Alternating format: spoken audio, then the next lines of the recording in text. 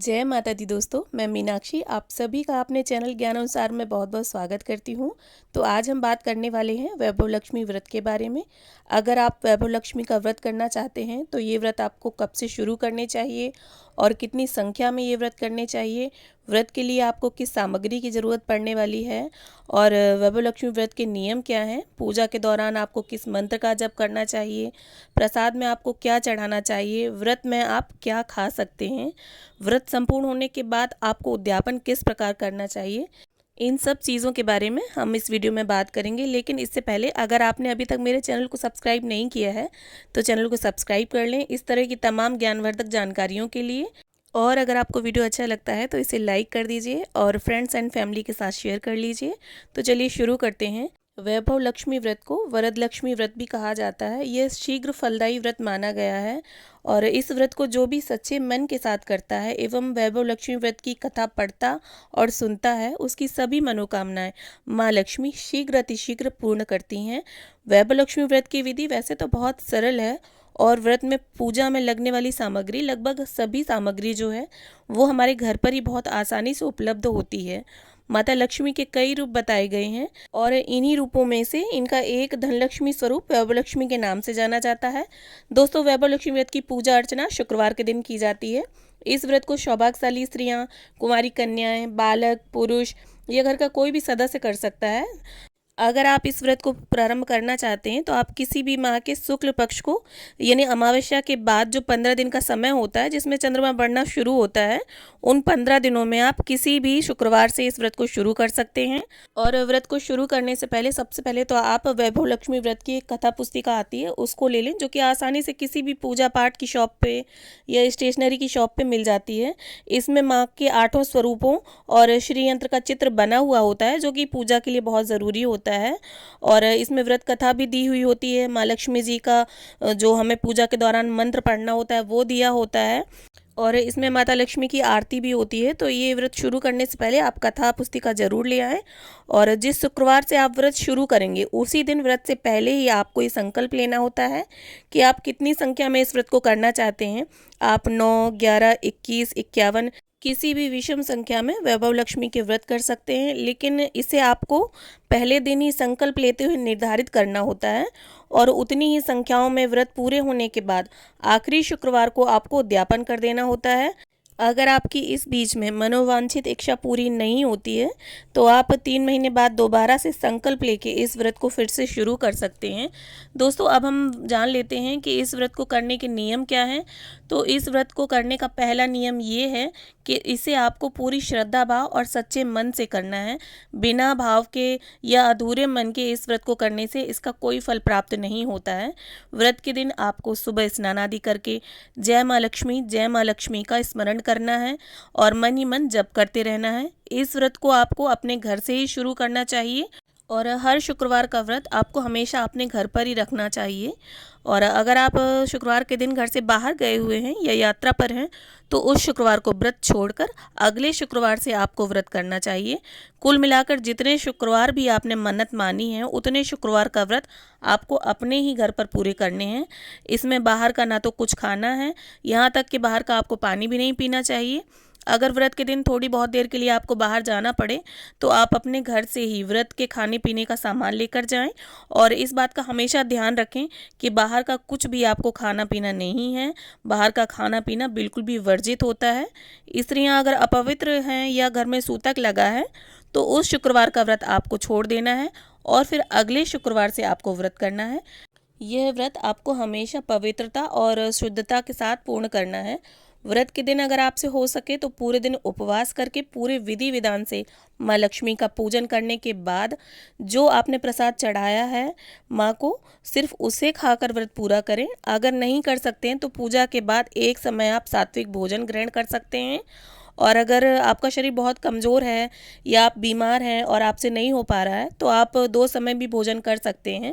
दोस्तों सबसे महत्वपूर्ण बात ये है कि व्रतधारी को माँ वैभव लक्ष्मी पर पूर्ण श्रद्धा और भरोसे के साथ इस व्रत को रखना चाहिए, ये सोचकर कि माँ मेरी मनोकामना निश्चित ही पूरी करेंगी, ऐसे दृढ़ संकल्प के साथ इस व्रत को करना चाहिए। व्रत के आखिरी शुक्रवार को उद्यापन करें और कम से कम 7 स्त्रियों को कुमकुम का तिलक करके वैभव लक्ष्मी व्रत की एक एक पुस्तक सभी को भेंट करनी चाहिए, या आप अपने सामर्थ्य के अनुसार 9, 11, 21, 51, 101 जितनी अधिक से अधिक स्त्रियों को आप उद्यापन में निमंत्रित करेंगे उतना ही अच्छा है, क्योंकि होगा इससे ये कि आप जितना अधिक से अधिक पुस्तकें भेंट करेंगी, माँ के जो चमत्कारी व्रत हैं उनका प्रचार उतना ही अधिक होगा। और आप सुहागिन स्त्रियों की जगह कुंवारी कन्याओं को भी निमंत्रित कर सकती हैं। तो चलिए अब जान लेते हैं कि व्रत में पूजा के लिए हमें किस किस सामान की ज़रूरत पड़ने वाली है। तो देखिए, सामान में हमें सबसे पहले तो एक लकड़ी का पाटा या चौकी चाहिए होगा। लाल रंग का आप कपड़ा ले लें, अक्षत ले लें, ध्यान रखें जो चावल आप लेंगे वो टूटे ना हो। चंदन ले लें, हल्दी, रोली या कुमकुम ले लें, श्री यंत्र और माता लक्ष्मी का जो चित्र है वो ले लें। हो सके तो माता लक्ष्मी के जो 8 स्वरूप जिसमें अंकित होते हैं वह चित्र लें, और बाज़ार में आपको ऐसे चित्र आसानी से मिल जाएंगे, नहीं तो आप ऑनलाइन भी मंगा सकते हैं। मैं आपको बता देती हूँ कि वैभव लक्ष्मी माता के जो 8 स्वरूप हैं वो कौन कौन से हैं। उनमें पहला जो स्वरूप है वो श्री धनलक्ष्मी माँ का है, और दूसरा श्री गजलक्ष्मी माँ, तीसरा श्री अधिलक्ष्मी माँ, चौथा श्री विजया लक्ष्मी माँ, पांचवा श्री ऐश्वर्य लक्ष्मी माँ, छठवां श्री वीर लक्ष्मी माँ, सातवां धनलक्ष्मी माँ और आठवां संतान लक्ष्मी माँ। ये माता के 8 स्वरूप एक ही चित्र में अंकित होते हैं, तो ऐसा फोटो आप लें। साथ ही एक आसन ले लें जिस पर बैठकर आपको पूजा करनी होगी। आसन अगर हो सके तो ऊनी लें, और साथ में आप सोने का या चांदी का एक आभूषण ले लें, और अगर नहीं है आभूषण तो आप सिक्के भी ले सकते हैं। माँ की पूजा के लिए आपको धूप, दीप, लाल रंग का फूल, और अगर आपको कमल का फूल मिल जाता है तो अति उत्तम, वरना आप लाल गुलाब का फूल भी रख सकते हैं पूजा में। और इसके बाद देखिए, आपको नैवेद्य चाहिए होगा, फल चाहिए होंगे।